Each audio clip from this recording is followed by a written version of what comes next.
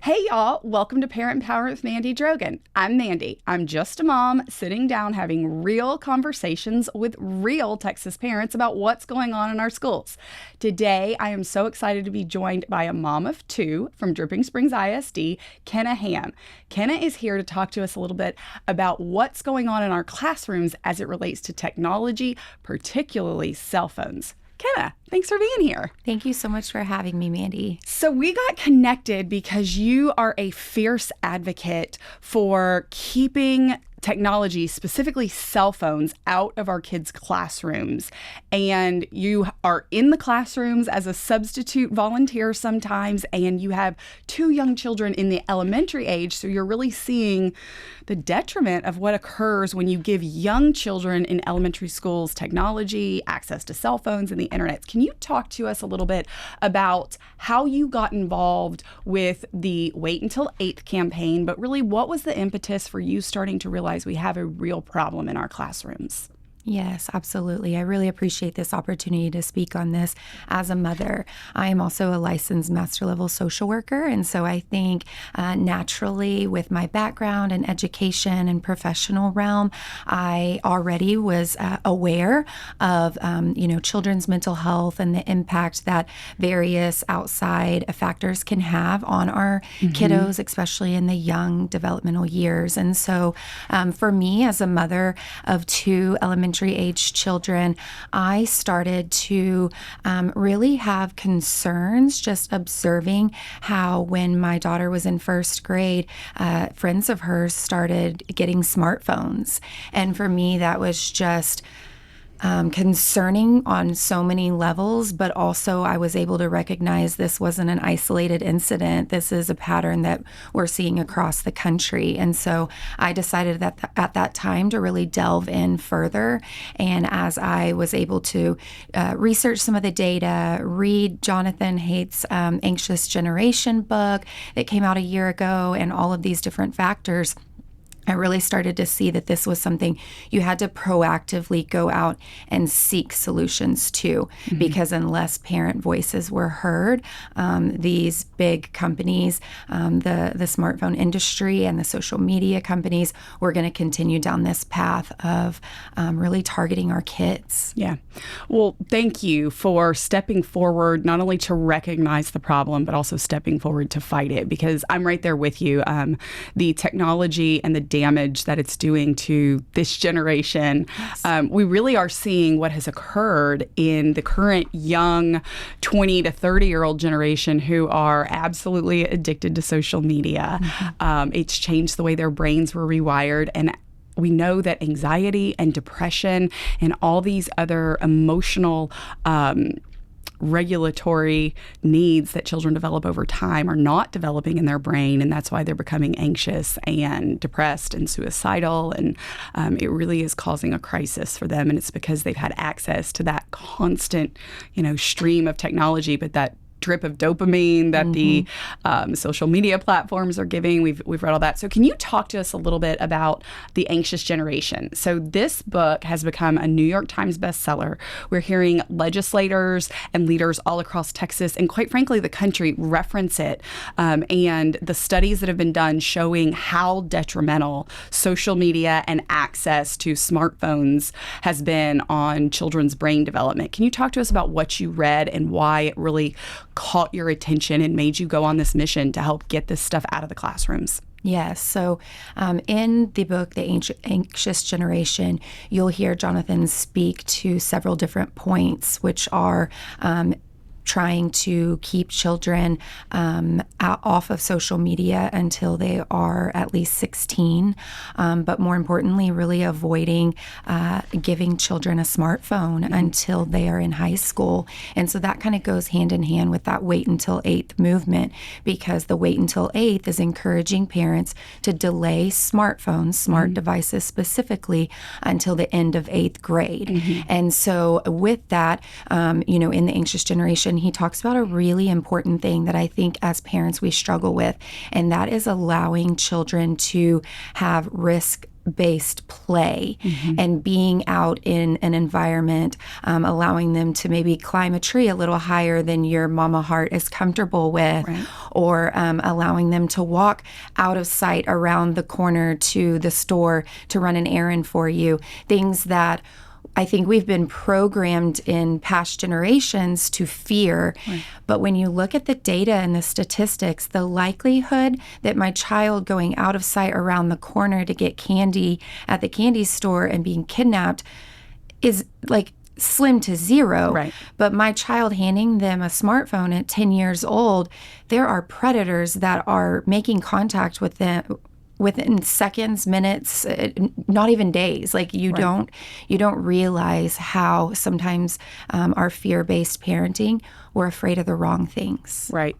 That's exactly correct. And we can see that this is occurring from really the toddler years, right? You said talking about climbing the tree or walking across the bench or the retaining wall. There's all these examples, or even climbing up the playground, those little climbing rocks, or climbing up the slide, things that do teach our children both coordination but also their brain development on risk calculation, being able to do the risk analysis in life. And that is so vital. And we are taking that away. A lot of even, I see these shows that are geared towards kids, and it's opening presents, right? Have you ever seen that where they open and you like watch other kids play? It's the most bizarre thing. When someone told me about it first, I was like, why would a child want to watch someone else play with an activity? But this has become a billion-dollar online industry because children are being encouraged to watch others live life. I mean, that's what it is, right? You're asking kids to live life. And you said something at the beginning that I think is really worth touching on. All of these massive companies, Meta, Facebook, Twitter, all of it, they are all geared their algorithms to addict you. All the video games, everything. It's to addict little minds, not just the access to predators, but to addict it, and it rewires our kids' brains. So, well, thank you for talking about that. I really encourage any of our viewers that have not read The Anxious Generation that they pick it up, or at very least just go read the Cliff Notes to understand why so many mama bears have said, we've had enough of this. We don't care. We do not want the technology. We do not want the smartphones, that access in our kids, because you and I have children that are right at the same age and the same grades. And we have second graders, and so I'm seeing it too. Even my child goes to a school that does not allow technology in the school. It's a classical school, but even the kids in the neighborhood that are the same age that have, we've got one that's in elementary years and has a smartphone. We've got a couple that have smart watches, and it's the parents that think, well, I can communicate with them. And in my mind, I think, you have my cell phone, just text me if you want to know that your kids are here or whatever. So what are you hearing from moms and dads who are recognizing this problem and joining you in this fight? Yes, absolutely. So I am the founder of the Dripping Springs ISD Nest, which is a Facebook page of over 1,000 community members in just our DSISD district. And what it is it's a page of a nest of like-minded parents who want to keep kids safe in the world of smartphones and social media. And when I founded that, the goal was to not have any parents feel like they were ostracized or shamed if they've already given a smart device. It was a place to really have the full spectrum of ages be able to be covered. Okay, you've got a little one that you're thinking about getting a smartphone for. Here's the data and the research and blogs and video recordings and reels and things that can kind of make you stop and go, oh, maybe I should second guess that. Maybe a phone is okay, but a smartphone is different, a communication device versus a smart device. Or perhaps you have high school parents who are following the DSISD Nest and are saying, okay, well, my child already has a phone. I feel like it's too late to completely take it away, but how can we rein it back in? How can we set boundaries? What are some, safety contracts we can put in place? Or what are conversations that are very open-ended, ways that I can ask where I don't get as much pushback from my child? And so I try to share a lot of that. And the feedback that I get from parents is really positive. The engagement on the page of just, liking posts and commenting and support, or even commenting an objection. I love it. Mm-hmm. I don't want to just have a bunch of yes, yes, yes. Yeah. I want to be able to have these dialogues because I'm an elementary mom. Mm-hmm. I cannot pretend to know what it is like to have a high school student. And so I tell parents of older children all the time, share your experience because your lived experience is important. And what you do is different than what I may do, but that's okay. We're going to learn from each other and collaborate together. And that's the beauty of, having a nest like this. That's awesome. So can you mentioned pushback. I would love to hear. So what are you hearing? Because I do hear from older parents, they have it. And when I take it away, or when I try to take it away, it is just a battle royale in the family. And at that point, I've been told that they see depression and anxiety if their device is removed. So what are you hearing from the middle and even high school parents who their children have access and they recognize that it can cause problems, but there's that social pressure, their children already have it, they're already used to it and rely on it. So what do you hear? What's the conversation? So I feel that honestly is where I decided that the wait until 8th was so important, because what I'm hearing from these parents is that my child would be the only one. You don't understand how few of kids are walking around without a smartphone. Mm-hmm. And I believe them. I believe them, and I believe it to be true. But it doesn't change the data of what we're seeing in our faces and the concerns, the valid danger that our children are being placed in. And so that's where I believe there's power in numbers. And so I wanted to shift this before my daughter gets to 6th grade middle school. Mm-hmm. And so I only have 2 years, and less than now. Yeah. But I started to really push this movement and encourage it and provide the education so that I could create a tribe around me. And what I see now is the number, because I can have wait until 8th send me our entire district's numbers spread out across each school, since I am one of the parent champions for Dripping Springs ISD. And so I can see at which schools and which grades are we really seeing traction for this delaying smartphones. Yeah. And it is amazing to see that now my daughter is in a cohort of friends who are not getting smartphones. What a blessing. Okay, so let's talk, in case anybody's watching and doesn't know, the Wait Through 8th campaign. Mm-hmm. How can people, maybe their school, maybe they've never heard of it, or they want to start a nest or create a tribe, as you said, for their kids. So can you talk a little bit more about that? We're familiar with it, but some parents may not be. Waiting until the end of 8th grade to even give the smartphone. That alleviates some of that social pressure that children will find. And also just not giving them it alleviates the pressure on their own brains and the development, not being exposed to it. But talk a little bit more about that, and then about what you hear from parents that are saying thank you, because that's what thank you for giving me the ability to tell my child that no, and you're not alone. And you're not alone, and so-and-so's moms and so-and-so's moms and so-and-so and so-and-so, and all the moms have said we're going to do this and we're going to join in and signed up the contract. So talk a little bit about what it is so that viewers who may not be aware of it, that maybe they can start their own in their own school. Absolutely. So you can essentially, here's a step-by-step. You go online to the Wait Until 8th website.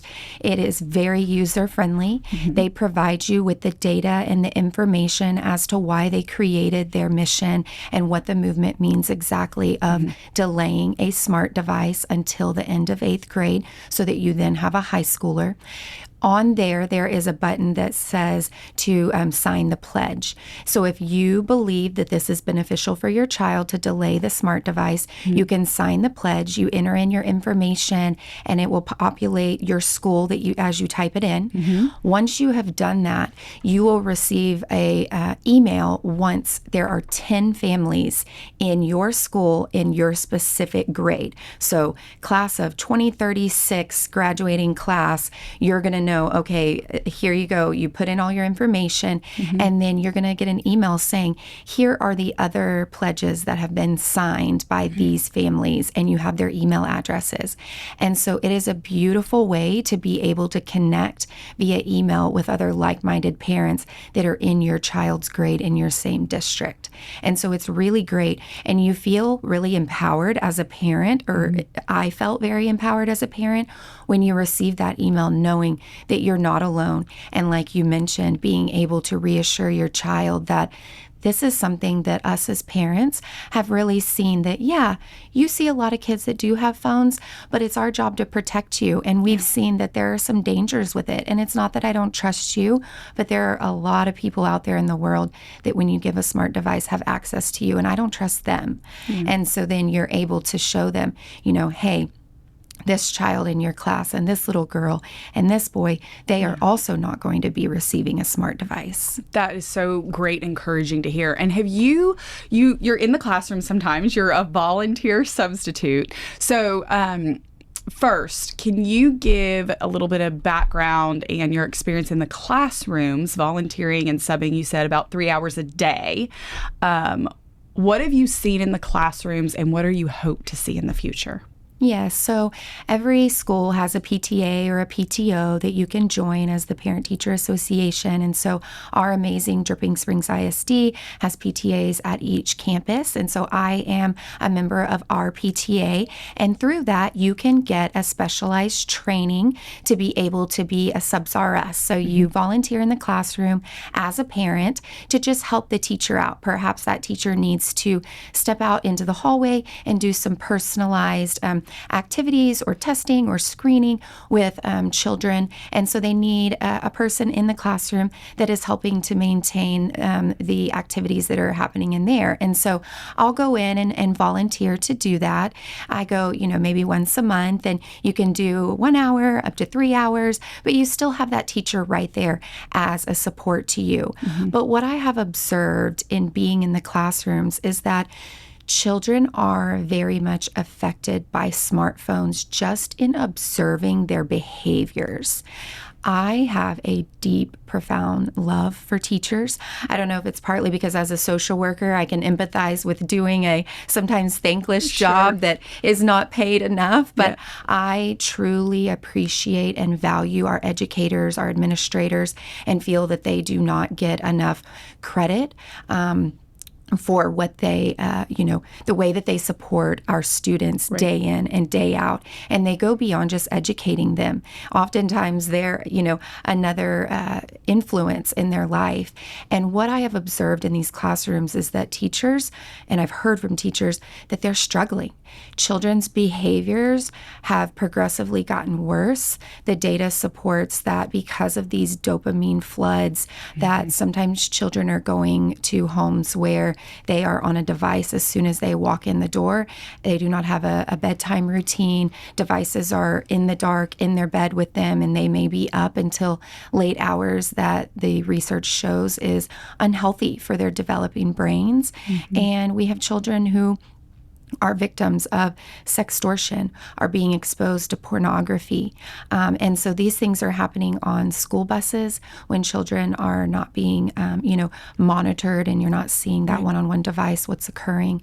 But what I also see is something as simple as in a classroom having kind of that gamified learning where they're utilizing educational technology and they're on devices and they lack the self-control and ability to stay focused on what they're supposed to be doing.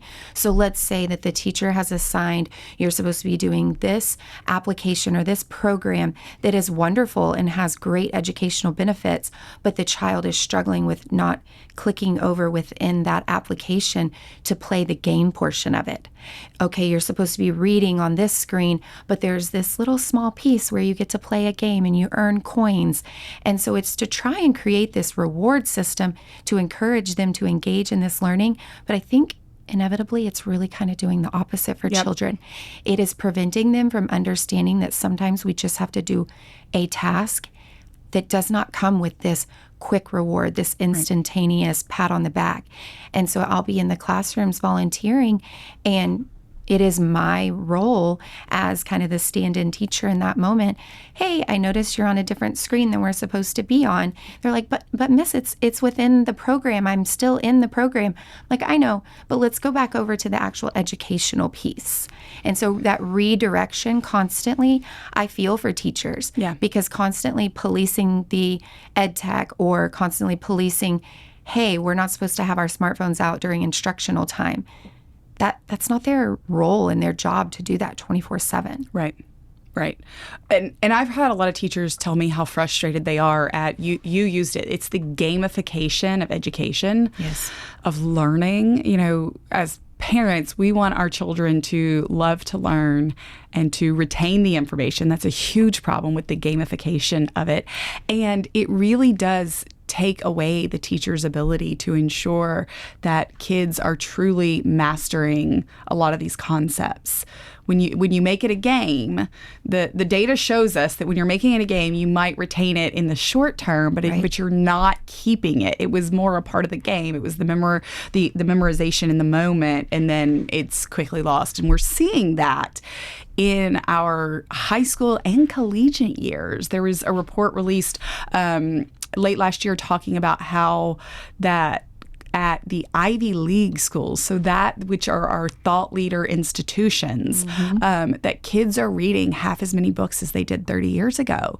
They can't get through the material. They cannot absorb the content. And so it really does have, like you said, in the short term, it may be the assumption that kids are learning or mastering an issue, but the reality is in the long term, they aren't, and we're creating the inability for them to focus on tasks that are just part of life. Life is not all about a dopamine drip, right? There's lots of really mundane, boring tasks that go into life, work, whatever your job is, paperwork, running a household, whatever it is. So I think that's right, that the gamification of it is a real problem, and it takes a lot away from teachers and their ability to deliver high-quality lessons. Yes, and these aren't just opinions. Right. This is supported by neuroscience. Yeah. They are studying the brain and seeing that what we're sitting here saying as two mothers, that our gut feels like something is harming our kids' ability to develop these life skills is supported by the research and data, and I cannot say that enough. Right. I mean, that is true, right? For most of our mom intuition is it's real. We know and we can feel things. And mothers for, the past probably 5+ years, especially since COVID, when they really got a look behind the digital learning, which was a disaster at that point, and for multiple reasons. But then that push by, you talked about it. So a lot of people may not realize this. The tech companies, the software companies, the digital provider companies, they're all up in the Capitol, and they all have very, very, very well paid, I'm talking to the tune of tens of millions of dollars, of lobbyists that are walking the halls today. And they're advocating, they come up with these smart little fancy slogans that everyone deserves access to this and everyone must have a device. And we're literally handing our youngest minds that are so ripe with potential to reach their dreams, and we're handing these devices and addicting their brains to that drip, drip, drip of dopamine. So I'm glad you brought that up, because I do think that's really important for parents to understand what it does when you combine that with social media and why it creates that anxiety in children who are really trying to figure out the world that they live in. And I think that that's where oftentimes you just don't know what you don't know. And people, I think, are now opening their eyes to the difference between a phone and a smartphone, Right. a communication device and a smart device. And so I am not anti-phone. Right. My child will receive a communication device when I decide that they need to be in contact with me. But I'm not going to provide them with something before their developing brain is ready to have that flood of dopamine and that access to the World Wide Web and social media and those kind of things. And so I think it's just important that we're not saying no tech, we're saying slow tech. Just slow it down a little bit. If you have a, situation within your household where perhaps there's divorced parents or there's various reasons, no judgment. Provide your child with the communication device that's needed for your family's dynamics. Yeah. But can we agree that social media isn't a necessary piece of that? Right. If anything, it's setting up for further harm and trauma during that situation. And so let's look at all of the different devices that can be given through Gab Wireless or the Bark phone or Lightroom, or there's all of these different types of organizations that are trying to help parents who need that communication, but you don't need the rest of it flooding in. Yeah. So you talk about the Nest. And so can you tell our viewers really quick, if they are in the Dripping Springs area, would they just go to Facebook and put Dripping Springs ISD Nest, or what is it that they would put? They would type in on Facebook, DSISD Nest, and they will see the group pop up. Okay. And if they're not in the Dripping Springs ISD, I encourage them to form a nest in their specific ISD. Yeah. Because I was amazed to see. I've only had it for a little over a year. We've got over 1,000 members, but half of those joined within the first 24 to 48 hours. Yeah. It was mind-blowing to see that parents have just been waiting on a resource, because you can talk big picture, but when you start to actually be able to see a local mom that you see at HEB sharing statistics about our own district, or stories about another parent, or people able to ask questions. Hey, I'm thinking about giving a device. Have you had experience with this watch? What would you recommend?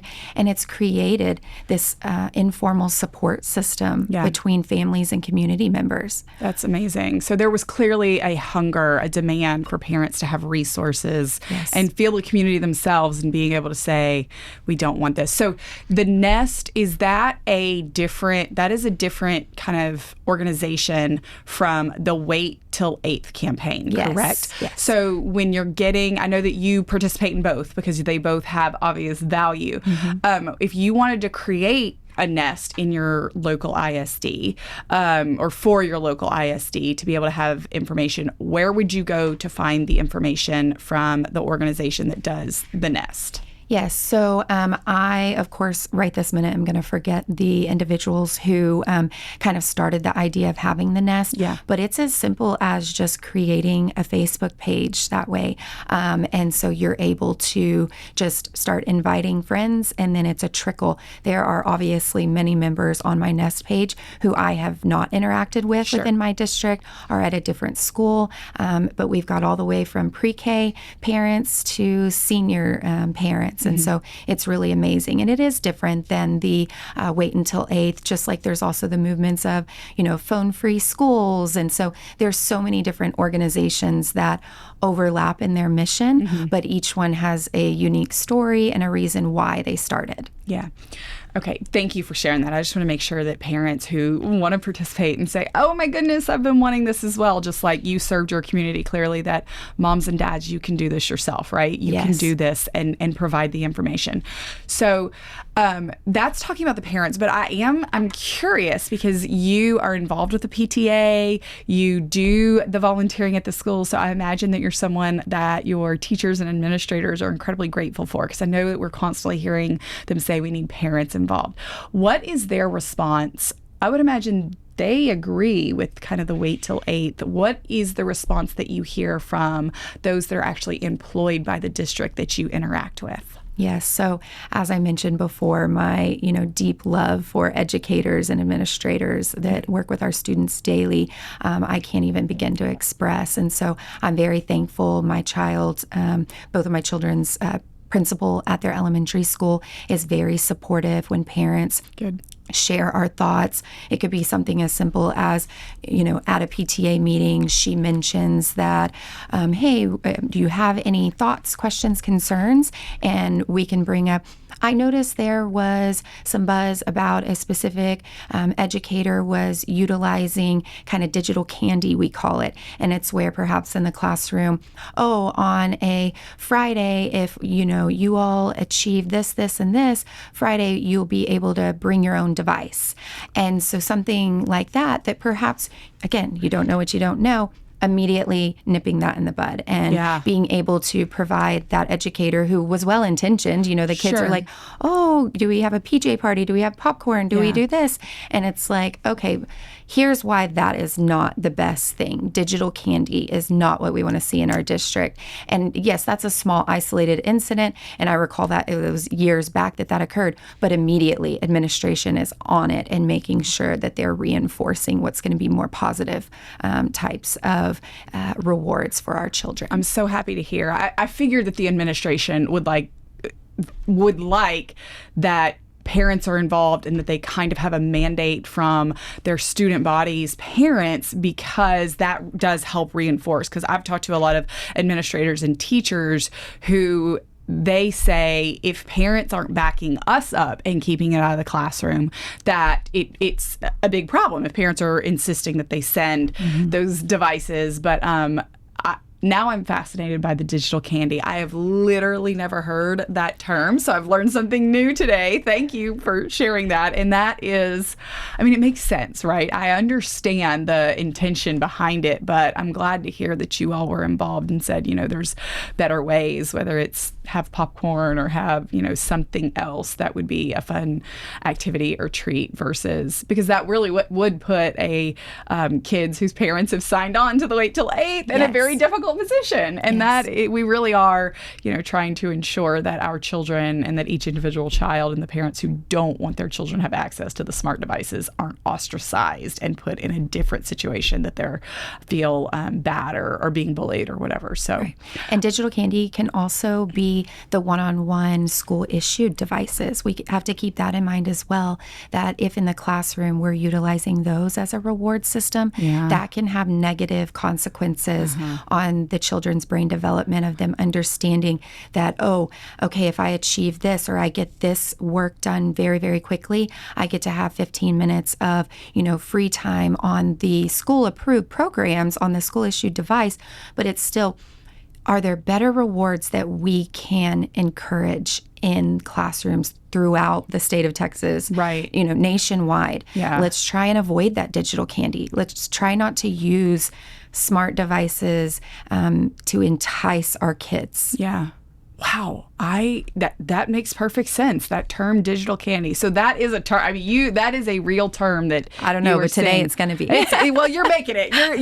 You've now coined a new term that I am fascinated by, and I am thankful that your leadership supported the parents who said we don't want this, and I hope that more schools will hear that term, recognize that's what it is. That it is digital candy, and that it is not helpful to encouraging students in the short term or in the long term. It's not helpful for those particularly that don't have access to the smart devices unless it's school issued, or it's not helpful in the long term for their brain development. Okay, so you testified recently in a House Public Education Committee hearing on the cell phone ban. Yes. Can you share a little bit? I know you don't have your remarks right in front of you, but can you share a little bit about what you said and why you thought it was important to show up at the Capitol and voice your concerns and your wishes for not just your children, but all children in the state of Texas? It was such an honor to be able to come and support the House Bill 1481 that is looking to ban smart devices and personal communication devices on school campuses throughout the state of Texas. And the reason that I decided to give my testimony was because I feel that I am blessed to have Dripping Springs ISD be such a wonderful place. Is it perfect? No, no district is perfect. But when it comes to technology, I really see our board and our administration and our superintendent wanting to do good by our students, wanting to do the best for them. And if we learn something is not ideal, they're adapting and adjusting. And so as we start to see the impact that constant screen time and devices are having on the students, I'm seeing that growth in our district. And I anticipate seeing even more over this summer and coming into the 25-26 school year with even better policies in place. One of the things that I noticed, though, is that I would really like to see a bell-to-bell phone ban. And that means from that first bell in the morning to that last bell in the afternoon, there should not be personal smart devices in the hands of our students. Yeah. And so this bill has been presented to try and have this supported throughout the entire state. And so right now, what you see in a lot of districts is a ban during instructional time. Students need to put their phone in their backpack. They don't get it out during instructional time, but they can have it at lunch, or perhaps in some districts they can have it during passing periods. It varies district to district. But think about that lunchroom. When you walk in and they have had to have the phone away the entire day besides lunchtime, do you think that they are developing life skills of communicating with their peers around them or engaging and making eye contact? Or do you think that having that device put away during lunchtime would foster better relationships? And so I would love to see a bell-to-bell ban for that reason. Now, don't get me wrong. When you think about that, most parents' minds go to, but what about emergencies? Right. What if my child needs to reach me or I need to reach my child? I hear the parents. I get that. My mama heart completely understands that when you see news stories like Uvalde or other school shootings, you immediately want to know that your child would be able to text you, call you, and say, Mom, I'm safe. Yeah. But my logical mind tells me that's not what I want my child doing in that moment. Yeah. I do not want a proven distraction. Phones are proven distractions. We all know they're distractions. Yeah. I don't want that to be the first thing that they pick up. Right. To call me. Right. No. I want them listening to the trained adults. I want them following the instructions of their teachers. I want them to go into their mind of the drills that they have done throughout the school year, that their amazing educators have walked them through. I wish we didn't have to have these drills, but we do. Yep. And so I get emotional talking about this, right? Like, you feel that as a parent. Yeah. And so I empathize with that.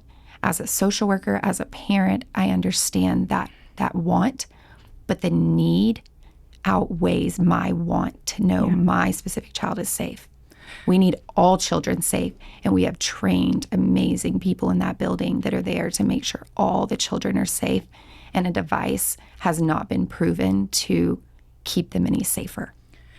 Well, you said it beautifully. That's exactly correct. I know that it's one of those things that's similar to the sensationalism of stories that catch your attention. And we can look at when a plane crashes, it's devastating and scary, right? And that's why I can remember in my younger years of my career, and when I was younger and I flew, I would, no matter what, when I was on a plane, even though my dad had walked me through multiple times, here's how a plane works, here's what's happening, here's what turbulence is, here's why you shouldn't be scared.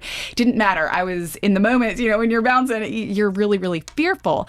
But logically, it is, and statistically, it is significantly more likely that you will be harmed in a car accident or killed in a car accident, and exponentially more likely. And so that's you're exactly correct. I can only imagine, as a mom, if a absolutely devastating situation like that occurred, that you would want to know that your child was safe or be able to say, I love you, or whatever it is.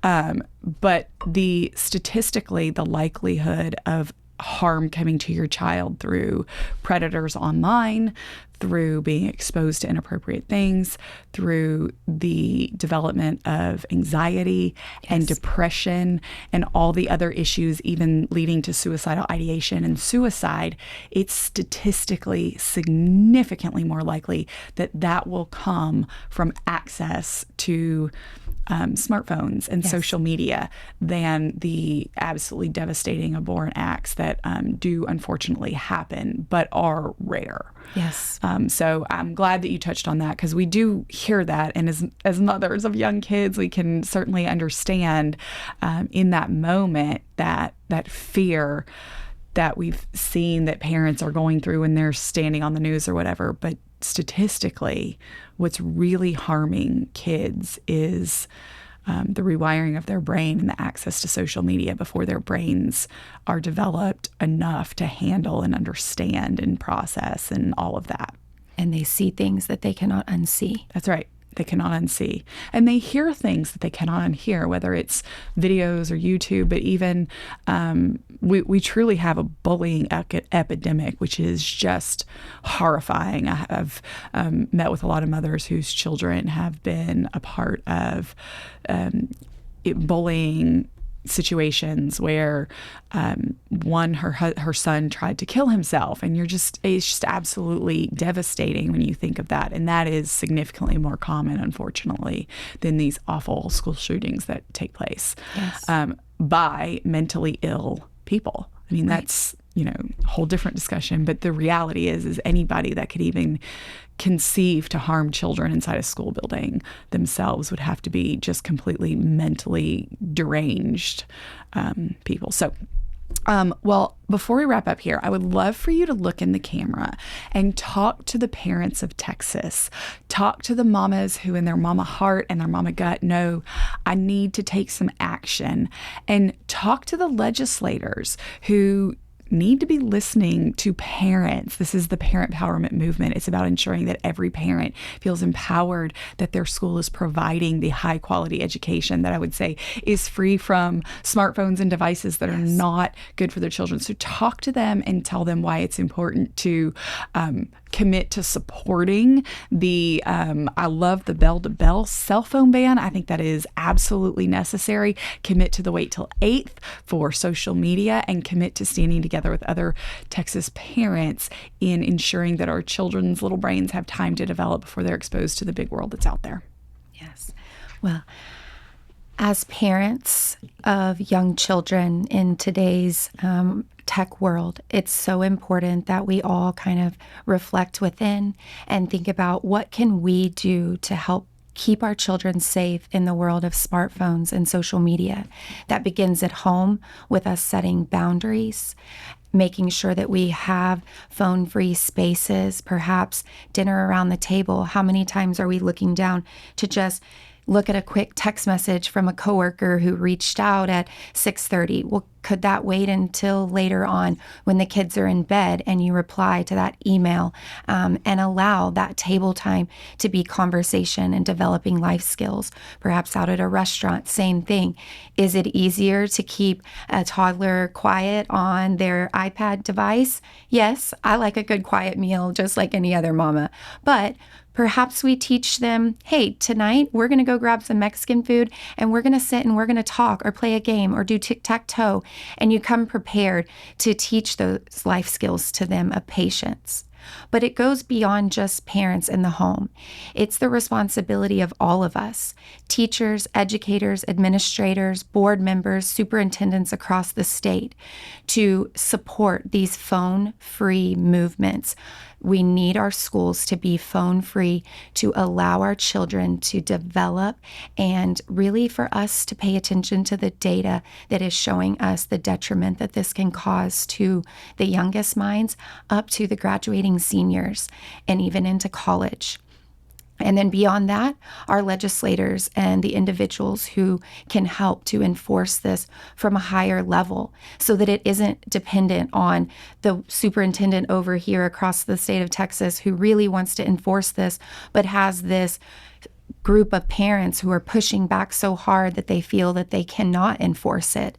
Let's make this something that trickles down from the top, and that the support to our children, because the choices that we make today have a lasting impact on our kids. Thank you, Kenna, for all the amazing work that you are doing for your children and thousands of other kids in Dripping Springs ISD. I know that there are so many parents that are grateful for your leadership, and I'm sure that families and parents from around Texas that see this are going to hop on their computers and set up a nest and participate in the Wait Through Eighth campaign. So thank you for all your advocacy. Thank you for joining us today on Parent Empowerment with Mandy Drogin. And now you have the power.